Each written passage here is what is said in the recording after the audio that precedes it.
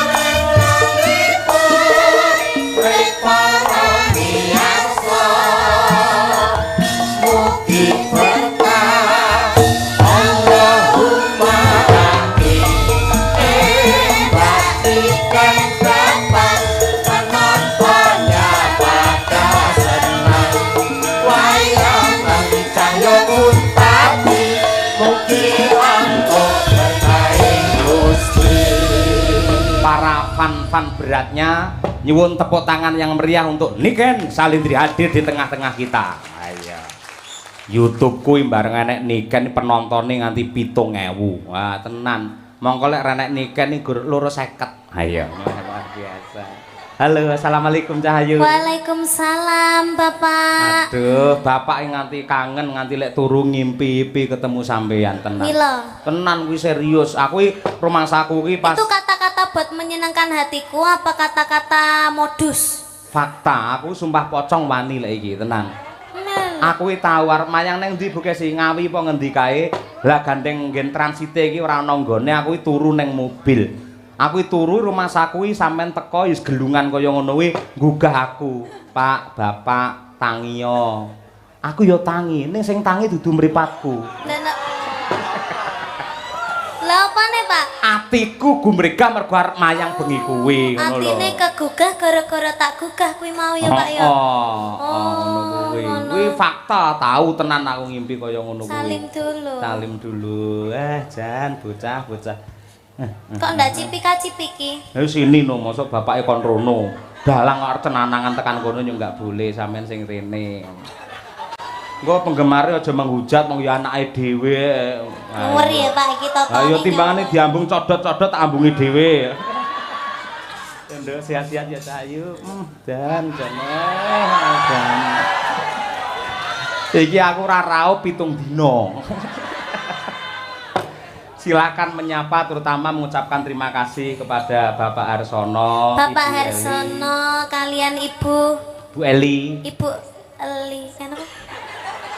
Bu Eli. Ibu Eli. Nggih.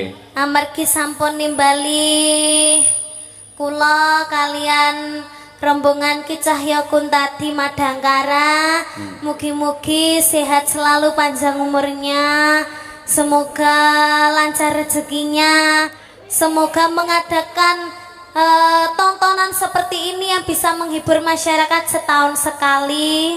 Amin. Tambah melimpah ruah rezekinya.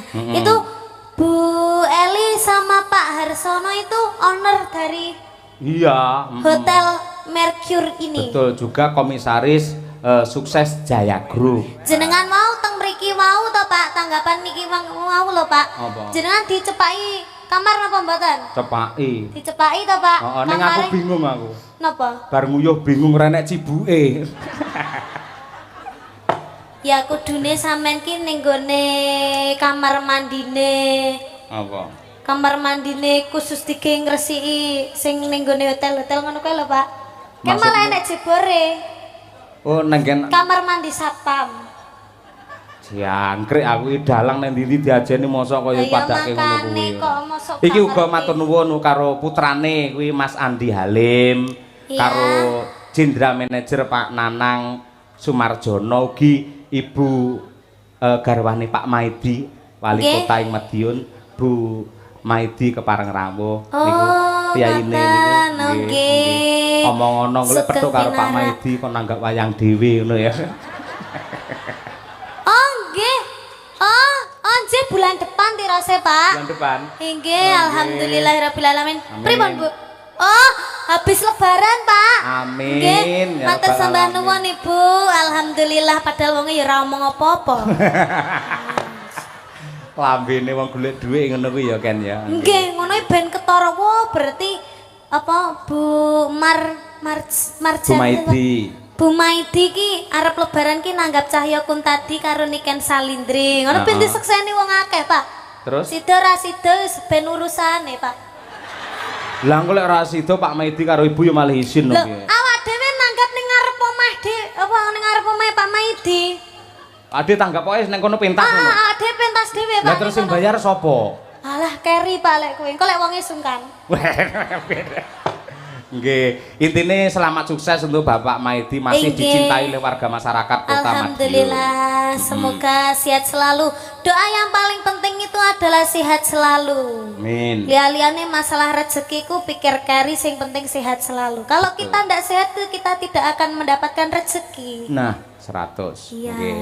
Disapa juga itu penggemar jenengan. Disapa juga nggih ngaturaken. Karo bapak piyai kene wis kulino mirsani lek karo jenengan arang-arang lho, dludak nganti tekan mburi. Nggih, kula teng Madiun nggih jarang-jarang. Nggih to. Ngaturaken assalamualaikum warahmatullahi wabarakatuh. Sugeng dalu masyarakat yang ada di Kota Madiun bersinar. Mendunia. Mendunia, semoga panjenengan sedaya dipun paringi rezeki ingkang kathah barokah, saged munggah haji, saged to. Piyai Kota Madiun kene wis munggah kaji kabeh. Oh, kok iso? Mergo ning kene enek replikane Ka'bah ning kene enek. Bendina manasik wong kene iki. Wong Madiun kan jane sugih-sugih kok, Pak. Iya. Wong wis kok Singapura barang kok e. Masa? Alun-alune nek Singapura barang, Pak. Oh, to. Heeh. Sing anyel aku mau lho. Lah nek Palang Sepur to uwi iki nutup. Iki mobilku nang kene. Lah kok sepure liwat mburine mobilku to, Pak. Kono kuwi lho mau anyelne aku iki iso liwat mburiku iki piye. Lah Madiun ini kota yang maju lho, Pak. Heeh to. Sepuri ora dideleh ning gone rel, ning dalan. Ayo, kuwi hiasan ya, Nduk, ora. Nggih. Ya saiki nembang Cahayu. Nggih, Pak. Ya iki wis kangen karo suara. Sing halus riyen nggih. Halus wae ning engko bar langgam kena dindangdukne ngono lho, tak ketang sithik. Oh, ngoten. Nyuwune napa, Pak? Men ora ditinggal katresnanmu karo Piyai Madiun lan Bu Wali. Nggih. Ngaturke ninggal katresnan ngono piye? Setuju ora? Oh, nggih, nggih. Mengke di versi J ngoten to, Pak? J iki apa? Jaranan. Oh iya. Cocok versi J. Tapi niki dibawani napa mboten, Pak? Oh iya jelas. Komplit wong sampean eman-eman ora bawa. Ayo. Niki bawane tentang Dimas Niken Salindri. Oh iya to. Niki cakepane niki sing damel niki lemboten klentu. Sapa, Dok? Pak Sukron. Pak Sukron. Nggih, terus sing nyanyi Ibun. Heeh. Terus jenengan sing nyawang. Oh iya. Aku nyawange marem, Nduk, aku isane ya. Wis tuwek disawange marem ya. Coba dibawani dhisik apa pangkur apa? Nggih. Anggur Niken Salindri. Wah, delon awakmu nang nggen layar ke lho kan. Masalah. Jan kaya Romeo Juliet ae dhewe ya. Ayo nggih. Ya Nduk, Niken Salindri. Ya. Dimen buta yang ram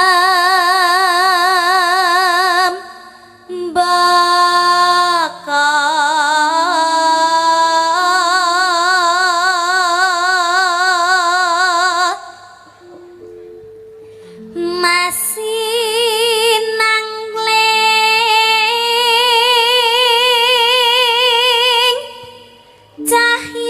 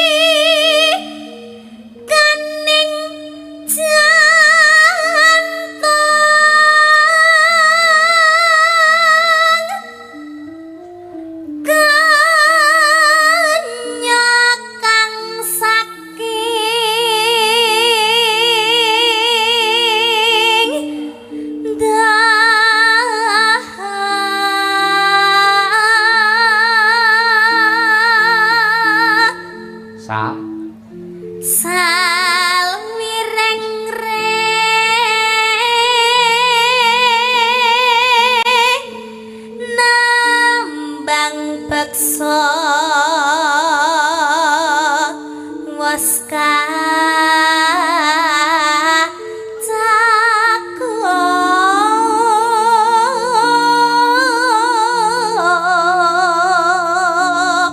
Lin nambaran jiwa tama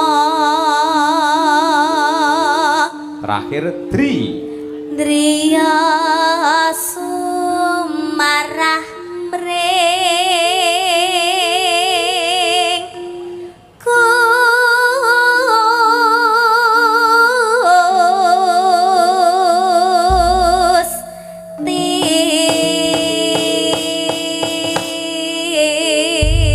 Yuan tepuk tangan yang meriah untuk Niken Salindri Suara Mas dari kota Kediri.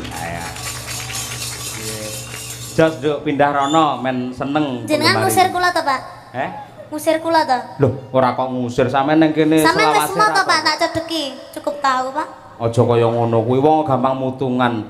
Tegese kan konsumsi untuk penonton. Nyandi adoh men iki.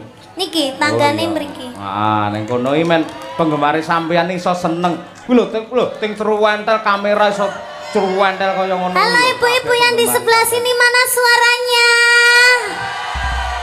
Aduh. Bapak-bapak di sini mana suaranya? Penggemarku ya enak. Ibu-ibu yang di depan mana suaranya? Yoko mana suaranya? Sing gak bengok pecat, sing gak bengok pecat.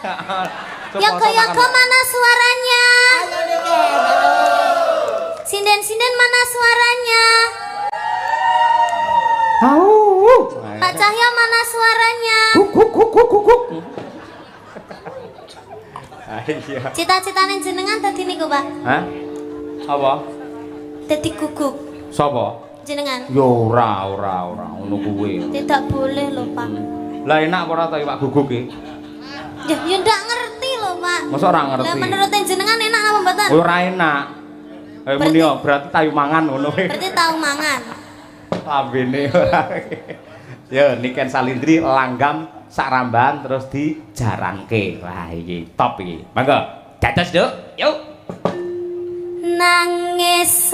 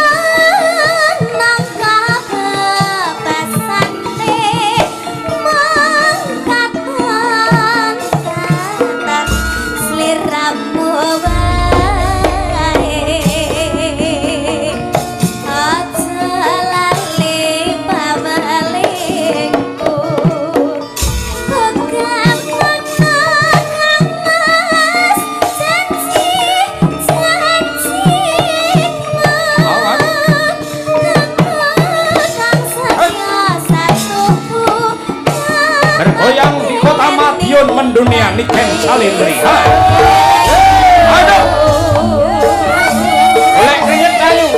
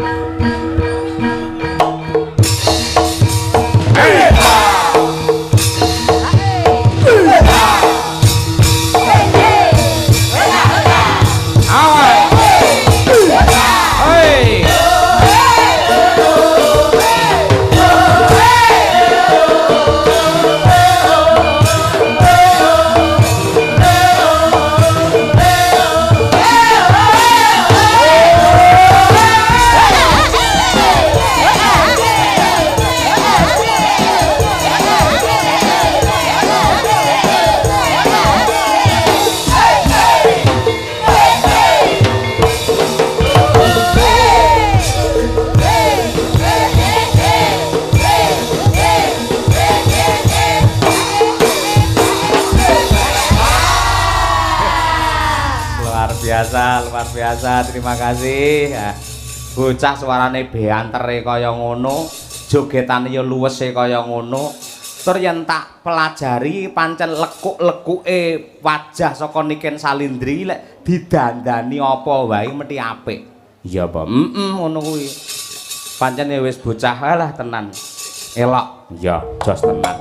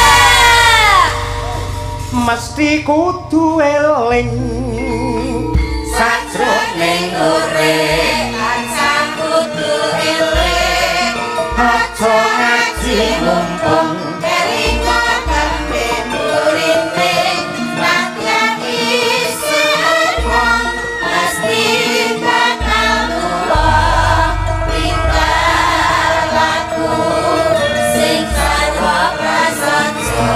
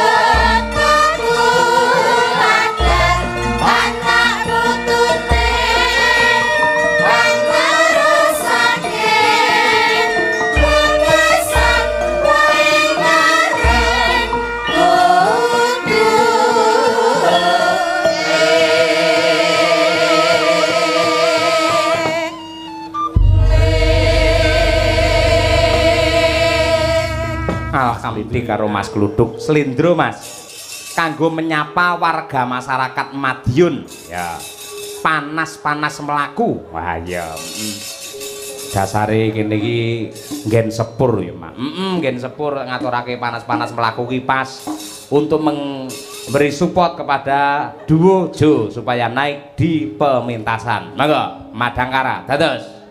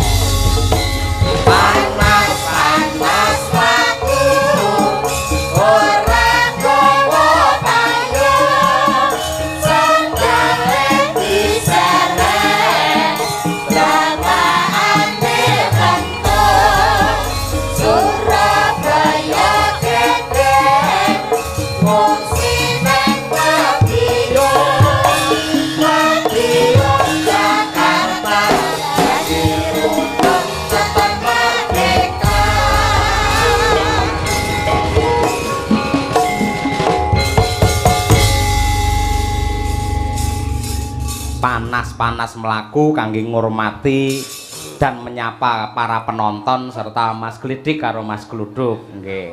Sugeng dalu Mas. Sugeng dalu Mak Cangik Yulimbo. Nggih, rawuh jam pinten niki Pak? Sawetawis saking Blitar tabuh sedasa ndugi ngriki. Alhamdulillah. Nggih. Kalih panitia lak sampun pitakok kantuk pakurmatan to jenengan. Nggih. Riyen kedap-kedap kula atasane. Sing ngriki radi lenggah rumiyin kedap. Nah, gen mengke kersanipun sekeca sedaya sami menikmati. Karena niki tontonan untuk masyarakat Madiun. Iki sedekah utawa sedakoe ya kuwi Hotel Merkur. Sukses Jaya Group. Siap. Alhamdulillah Gus. Nggih. Dawuh saking panjenengan nggih. Sowan wonten Kyai Madiun kota sedayanipun. Nggih. Sedaya pinanggih bagas kewarasan mboten wonten rubeda nirik sambikala. Nggih. Cekak aos ridho lan hidayahipun tumurun saking warga agung Madiun sedayanipun. Amin. Nggih. Pripun jenengan malu nggih pikantuk pakurmatan sempat istirahat wonten kamar hotel to Pak? Lah kula malah saking penake nggon niku moh dandan ngeten iki kok. Lah terus? Pengen kula niku nggih turu tenggen penak, fasilitas penak VIP njur mulih sangoni, ngoten lho. Ngono jenenge ora tanggung jawab.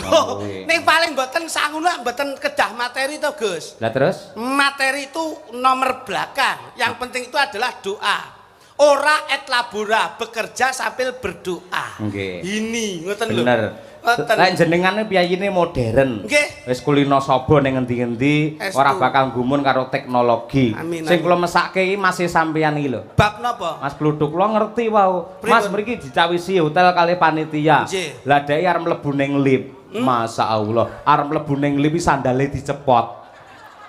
Mbok aja ndesit-ndesit banget ngono ngapa to? Zaman milenial itu paling tidak harus bisa update. Ngono lho. Kowe iki kudu ngerti zaman, ngerti hotel ngene kok bingung banget ki ya ngapa ngono lho. Lho, kok malah tingati ngono ki lho. Ya kowe iki omong wae modelmu kok. Nggih, mudah-mudahan dalam rangka Disnatalis SMP. Disnatalis matane. Wong tasakuran kok Disnatalis ki lho. Tutuk Disnatalis SMP dulu iki. Loh. Masya Allah, tempatnya pas ini di jalan raya, pas di depan SMP Negeri 2 Madiun. Nyapa kok Disnatalis gitu loh. Tak kira Disnatalis. Pokoknya dengan ucapan selamat dan sukses toh. Tasakuran atas peresmiannya hotel ternama Madiun, ngono lho. Nggih, muga kudune ngerti toh. Muga-muga akeh omah sing didol. Loh. Iki bocah iki jane kuwi mudhun ora ta Kakang, kuwi mudhun. Rene iki melu berdoa dan Lah iya wis ndongakne lho. Lah nggih. Lah iya, kan doanya kan sudah jelas. Pripun? Lah lek nun sewu lho iki lek. Lek profesine iki tukang tambal ban. Nggih. Ndongakne apa? Ayo muga-muga akeh wong sing bane mbledhos. Lah iya wis jelas to. Nggih. Kan ya jelas. Saiki lek toko rokok, ya muga-muga wong sing kentekan rokok akeh. Saiki nun sewu, saiki lek buka hotel priyo ndongakne muga-muga wong-wong omahe kadol. Kita nginep ning hotel kene kabeh. Piye ta ki kok malah kwalik nggon pemikiran Sampeyan iki kleru Mas Gluduk. Orang yang nginep di sini itu tidak karena tidak punya rumah. Ning pamane kunjungan ke Madiun, pengen refreshing karo keluarga. Engko terus nginepe ning Hotel Merkur. Masalahnya ini tidak tahu bahwa perkembangan perekonomian yang ada di Kota Madiun itu seperti apa. Kota Madiun itu dipenuhi dengan destinasi wisata. Betul. Nah, mula oke investor-investor yang masuk ke Kota Madiun, jur iki berkembangnya zaman, mula kekurangan fasilitas untuk penginapan. Betul. Mula Pak Harsono ki ndamel ngeten iki nggo mencakup dan melengkapi Kota Madiun, ngono lho. Kok malah wah bocah ki nek ora tahu pengalaman ki yo ngeten iki. Nggih, mangkandani Mas Blidik ngono. Omahku desa. Loh. Lah pra yo enak wong kutha kok rumangsamu. Nginep ngene iki tok sewengi 750 eman-eman. Astagfirullahaladzim. Kosek ta kosek. Perhitunganmu ki kok aja kok ming duit, Mas. 750 tak nggo mangan keluargaku wis 2 minggu. Cangkeme lho. 2 minggu. Ha iki lak perkara ki lak kalangane beda-beda sesuai dengan kebutuhan. Nah, lah nek ana pejabat daerah tugas daerah apa ya arepe sare ngendi nek ora dicepaki nggon ngene iki? Ya ning pom no. Piye coba? Kulino. Secara gridnya itu beda. Tingkatannya itu beda. Wong ki urip aja nggo gaya, ning gaya dienggo urip. Kowe nek ngomong kudu ngerti tanggung jawab leh ngomong. Iya. Kowe nginep ning kene kemelinti. Gaya. Sewengi sak juta 300. Nggih. Mulih tele-tele kowe. Yo. ning kowe kebangetan kowe Duk. Lah napa? Lah iki sing nanggap Hotel Merkur, kowe iki kudune melu promosi kok malah Pak Harsono itu kula ora ngelek-ngelek. Tegese kalau memang itu butuh, manfaatkanlah kebutuhanmu. Aja mek trimo ning hotel ki mbok nggo gaya aja. Tapi digo butuh ora masalah. Ning lek mbok gaya aja. Lho, ngono lho. Lah gaya lan ora tergantung dengan kemampuan toh. Lah nek umpama duwe tenan gaya ya wajar aja. Ya ora apa-apa. Sing dadi wong duwe ki piye? Ayo turah blawah. Wong apa kuwi? Awang duwe Sugih. kadonyan. Wong sugih. Kami itu tepat sasaran lho. Jeding kocol tok. Loh, malah kelasnya menengah ke atas toh. Menengah. Ke atas piye? kaya ngono. Ke atas piye bareng aku cepet. Loh, kok kitekku ning ngono ki aku. Ora ngerti iki, pengalamane mboten kaya kula panjenengan, Mas. Bangetan len desa. Bareng Di mana-mana bareng kalau mau enek semprotan lho. Ora enek ciduke tak semprotan lho. shower kae. Tak semprot lho kok keri deh. Ya Allah. Aku Ngene kok mbok omongke iki lho. Loh, iki lho pengalaman lho, Bos. Aku kulinamu gawe ciduk kok. Semprot lho. Ning kene iki apa-apa sarwa otomatis. Otomatis. Arepe siram ya otomatis. Iya. Arepe BAB juga otomatis. arepe ngecom banyu wae ya otomatis. Nah, kuwi rungokno. Loh, ini fasilitas yang sudah menengah ke atas. Biarpun bangunannya megah dan mewah, tapi harga fasilitas itu terjangkau murah. Lah, ini lho. Ngono kuwi. Kowe marai Kaya ruru wae lagi pembukaan lho. Lah, iki wis dibuka lho, Cuk. kok loro ya bareng Kowe lho, buka ning Google, buka ning Traveloka, wis ana harganya di situ. Nah. Monggo dhek ngerti regane tak Oke. belani. Lah kowe ngopo mau mlebu kamar, mongko wis tak omongi, "Tuk, kamarmu nomor 612." Kok randang mlebu nyapa? Ora nek kuncine kok. goblok. Bocah ki ra ngerti dikira omah desa, gawe kunci gombyok ngono kae. Oh iya. Saiki zamane modern tuh pakai atau kartu. Lah wong kartu digawa lah kok ming disaki tok. Tak kira ATM e. Ora ge buka. Lho kuwi tenan aku ngerti dhewe, bingungi dhek golek Basa tak- resepsionis mau. Nah, aku ngate bingung to duwe kartu lho. Telepon kula to, Pak. Heeh. Anu Dik, kamarmu wis penak bro. Anu Wis enak. Mbok aja ngomong iki anu isin. Iki ra kena dibuka, lek muni ngono. Akhirnya aku bingung Pak, tak templekne lawang kene enggak buka. Aku pindah lawang kene. Kamu buka. Lah kok buka ning lift. Terus kula telepon. Mas, mbok yo sing rada cerdas saite. Sing modern. Kuwi ditempelke ning pintu, engko nek begitu nyala hijau berarti itu Matit pas. ngono, enek suarane tit. Iso mbok buka. Oh iya nek ngono. Begitu pintu terbuka, kartu disaki. Lampune ra murup. Iya no. Bingung neh iki. Weh, iki lampune cetekane ning ndi? Pokoke mugi-mugi kemawon. Sik iki dibahas iki. Kowe iki pelawak laris kondang tekan ndi-ndi gur perkara hotel ora ngerti kok. Wis to tak omongi.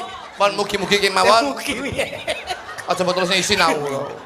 Kowe iki karo adikmu dijak mulya. Iya, Mergo iya. biasane kuwi lak dandane ning sanding truk to kuwi. Arep tajak ning luar pulau ki apa-apa manajemen lak saya yang noto to, Mas. Oh, no, kudune. Hotel kula sing noto, pesawat sing noto. Lho niki wae kula culke dhewe mergo apa kapan raga ngriki. Lah kok telepon ngurupke lampu golek cetekan. Lah yo tak omongi, cetekane ning ndi? Kowe mudhun lift, ha ning ngesorke nek kotak gedhi kae. Kuwi cetekno kok lak mati Kabeh.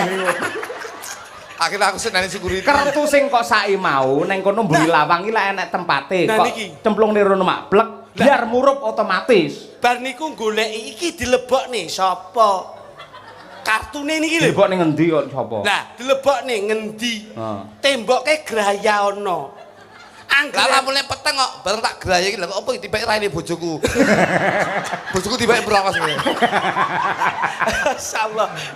Biasa cabi penjiran galih to. Lah iya to. Akhirnya terus dincepke nggih Wes. murup niku wow. Nggih ampun alhamdulillah Pak, sakit kula. Lah, Karena niki pengalaman ini, jadi saya berdoa karena pengalaman saya bisa menginap di hotel bintang 5 ini. Nah, ngono. Mudah-mudahan Merkur akan menjadi tujuan utama penginapan destinasi wisata yang ada di Kota Madiun. Tepuk Tepuk tangan tangan. untuk Merkur. Weh. Terus yang Pak. Iya, mula terima kasih Pak Harsono Pak Arsono, sekeluarga. Mbak Nur nggih Pak, ngapunten kula wong desa Pak Arsono. Dadi ngapunten saestu kula. Kok ngapunten tuh langsung satu tujuan yang pasti, beliaunya itu yang mana secara bahasa itu detail ngono lho. Pak Arsono. Ngapunten nggih Pak Arsono. Makasih Pak. Ben bapak itu renan penggalih, njur lila legowo. Lah ya Pak Arsono. Nggih, ingkang pundi? Pak Arsono ngapunten nggih Pak Arsono. Saya hanya bisa berdoa Pak Rada Arsono. maju to, bapak ki ya ben lega ngono lho. Pak Arsono. Nah. Lah nggih, yang mana coba? Ayo. Lagi iki wong ditangkap karo sing nanggap ra roh Loh, ya iki. yang tatak toh.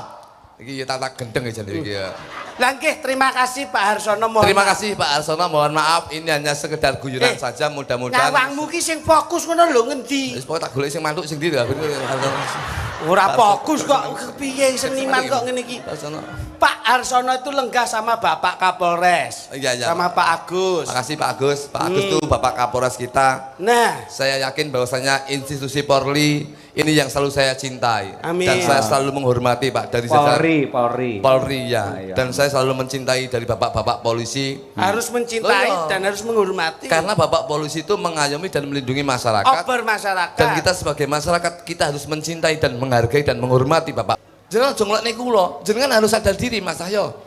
Loh, saiki apa ya umum? Arep liwat nang nggen polisi tidur kok nuwun sewu. Tapi jenengan juga harus tahu bahwasanya jenengan sebagai warga Indonesia juga harus menaati peraturan lalu lintas yang ada di Indonesia. Loh iya bener Loh, pancen. Tapi sampean kan sampean langgar semuanya.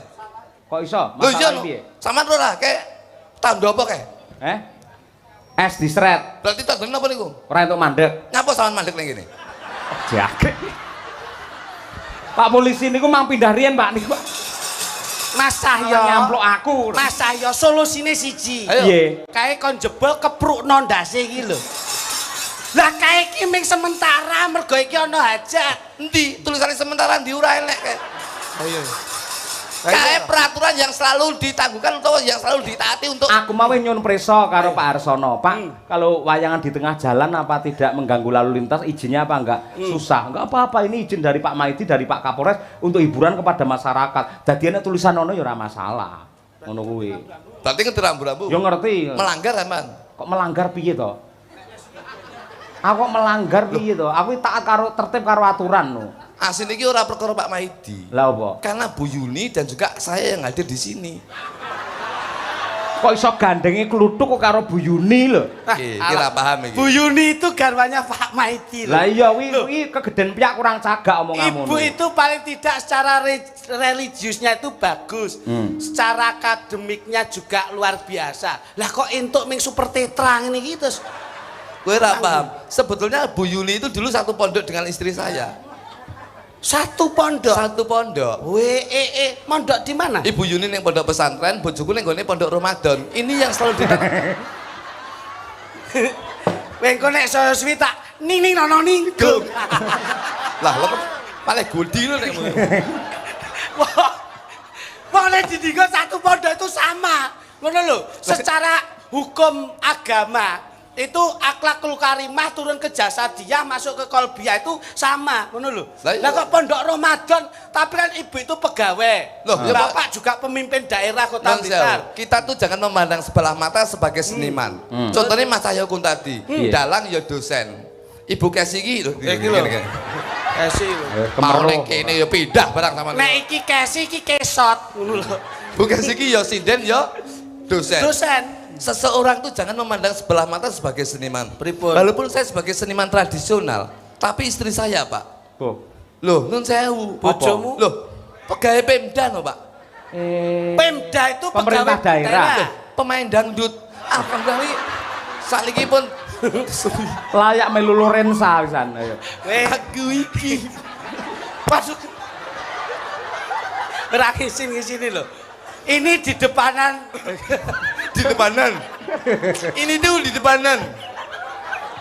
Wis gerang kaya ngono ngileran to, Duk. Witik galon sini. Ini nih. Kowe iki kita yang ganteng ya pekok. Ini nih di depanan. Bahasa Indonesia apa? Di depan. Goro-goro mikir Ora pegawai. goro-goro pancen kowe iki pekok. Saya itu malu. Di depannya. Di depannya ibu pejabat, di depannya bapak pejabat, piai-piai yang linuweh, beliau-beliau yang berkompeten. Itu paling tidak secara Intel kanit. ilmu intelijensinya itu tinggi, ngono lho. Kowe iki mare ora apal. Mas Cahyo itu piyaine anda pasor dan tidak sombong. Sing ngomong sapa? Duh, Malah iki dalang makanya diprioritaskan di Kota Madiun. malah Mas Cahyo iki dalang kemeli. Dalang lek ora kebak tata krama, kuwi biasane malah ora diundang karo sapa-sapa. Aku ngerti etika kok. Sapa? Menghargai kepada Jenengan iki malah dalang sing sombong jenengan iki. Kok iso? Lho iya no, kula ditangkap madhep rono, sinden ditangkap madhep rono. Sampeyan iki ditangkap malah madhep jebok. Aku madhep rono lho. Oh, saiki wis pindah. Piye ya nek Maido ki penak. Nek Loh, lakon yang sing nimbal iki Pak Maidi kok Pak Maido gitu ya. Pak Wali Kota niki Pak Maidi. Angel men to omongan karo kowe iki ora. ngene lho Mas. Awake dhewe iki Maido penak. Pak Maidi. Iya. Tegese awake dhewe mengkritik ngono lho, maksudnya Nah. mengkritik Maido kuwi. Dadi apa? wong lakoni karo wong nyawang kuwi luwih abot sing lakoni. Lho nyapa dilakoni labot? Lho wong ki gampang lho. Urip ki aja lek abot ya aja dilakoni. Ya ning wong kuwi sawang sinawang. Lah lek ra gelem nyawang ya aja disawang. Rampung to. Mergo urip ki gampang. Wong seneng ki urung mesti lek tenang, wong tenang ki mesti seneng. Iya, ning wong urip ki lak angon rasa to. Lho sing dingon kok sing dingon iku dene wedhus karo sapi rasa dingon. Wah, sampean yo Sama ki piye to, masalah. Mas Mas. Ayo. Sing dingon ki umume lho. Berarti ra tau bahasa iki. angon sapi, angon wedhus, rasa kok dingon iki terus piye? Maksudnya dijak gotong royong ngono lho. Sing dijak gotong royong ki masyarakat. Ayo, nggih mboten Mas ayo. Iya. Lah nggih. Kok rasa dijak gotong royong niku pripun maksudnya jenengan? Maksudnya kamu tahu di mana bumi dipijak, di situ langit kita junjung. Di mana bumi kita pijak, di situ langit dijunjung. Apa kuat kowe? Wong junjung sembarang ki lho kowe iki embeyenmu metu. Kok junjung langit? Ning nuwun sewu iki lek menepis terus to. Nggih. Omongane sapa-sapa kok paido. Tegese sampean kakean ngomong. Saya neng kene bareng tak amati padha karo tong kosong berbunyi nyaring sampean. Maksudnya pripun niku?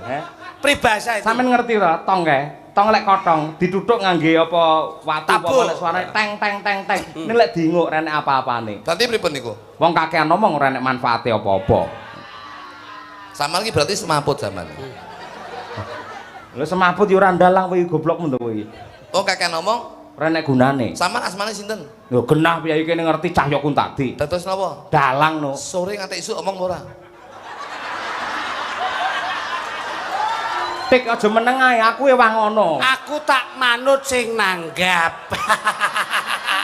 Wis alung meneng bayaran aman. Sinten sing kakek ngomong ora nek gunane? Nyatane iki jenengan kakek ngomong ya gunane ya larang. Sampeyan ya dadi dalang kondang dinyange ya angel.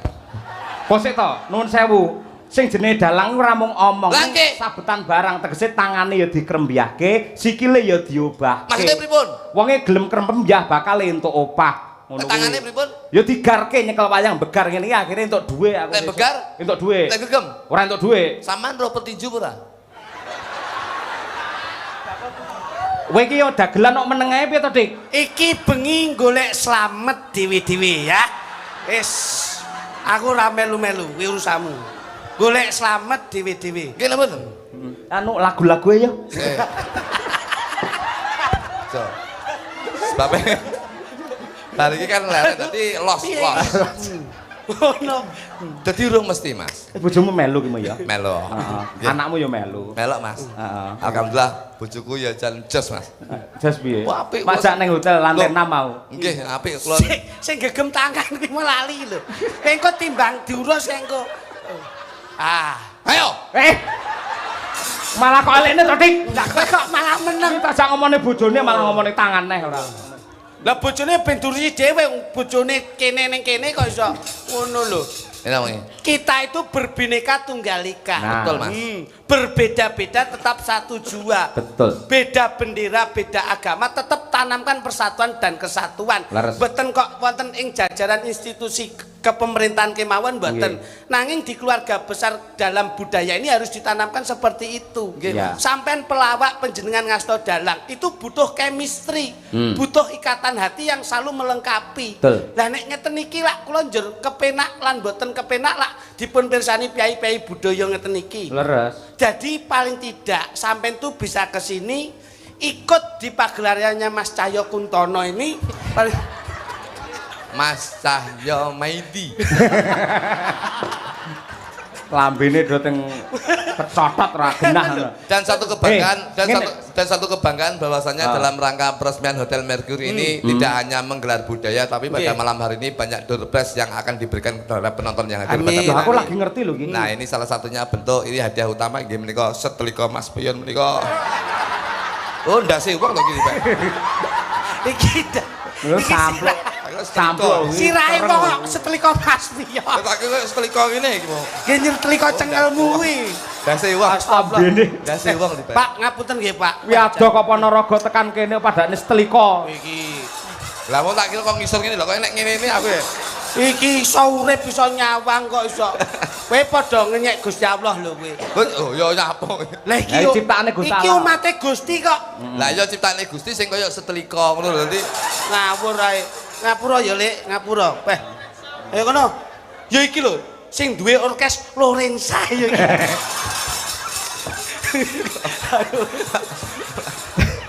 Ayo Ayo, nyuwun Njaluk ngapura saurunge poso-posomu rasah lek ra njaluk ngapura lara atimu kok. Iki dek mau wis megeng kuwi nahan kuwi ngempet. Megeng. Kowe ora entuk kok terus njur maido ngundamono fisik seseorang itu sudah ginaris dari masing-masing umat Gusti. Nah, banyol ya banyol aja menyakiti seseorang. Njaluk ngapura. Lek sebenarnya lek. Mangsamu. Maaf ya. Guyon. Ngono Sangone paling ora mesake. ki sepuh karo panjenengan iki sepuh. Sangone Tuk mesake. Ada apa Ponorogo lho kuwi. Penggemare Mas Cahyo ki ya setia. Utang 50. Lah. Dadak utang. Ya orang gowo apa. Jiwa loyalitasmu itu dicontoh seperti Pak Harsono. Pak Harsono mboten, Pak. Itu loyalitas yang tinggi, Nggih, sedekahlilah yang luar biasa. Ngeten iki yang dihitung rupa arta pun pinten atus yuta cobi. Nggih. Tapi tidak melihat bahwa itu sebuah mengurangi rezeki beliaunya mboten, tapi justru beliaunya semakin kuat dan kokoh mergo sregep sedekah. Nggih, Pak. Mula kowe sedekah kuwi ora dadak perlu wedi. Nggih. Ayo ndang dilungke. Propirane pira? Ora lokak saya kebak Mas Glodok aman. Rezekine Pak Harsono tumiba wonten panjenengan. Nggih. Lajeng tumiba wonten Mas Kluthuk. Nah, sampean kok nek rene barokah mengalir ngono lho. Ya mesti kongkonan iki. Ora kok kongkonan yo. Wis ora tau ngetokne maklar tok iki. Yeting. Inisiatif. Saya omongane tenanan lho kuwi ketok. Inisiatifmu ki ya kepiye ngono lho. Sagen Pak Peda Montor kuwi kok Ponorogo ora ayo. Anu susuk 80 susuk. Dagelan kondang kok kere. Astagfirullahaladzim. Susuk ya penting kok. Pokoke sing penting ikhlas iki nyawula. Ikhlas. Sing penting ikhlas nyawula. Len susuk 80 ya Len. Ya. Iki lho. Oh alah dilokne kok setrika 100.000 Ren. Kowe kudune ngelokne dheke ngene kudune unggahne kaji dheke kowe. Kowe iki Mas Cahyo. Nggih. Oh alah. Sampeyan ki sewengi kuwi mbok nggih urip sak wulan turah. Mung trima kedudut dhuwitmu 100 leh mundremimil. Sing nggih urip ki ngwehi remote. Wah, sing urip ki nggih remote tipine sepira lho iki.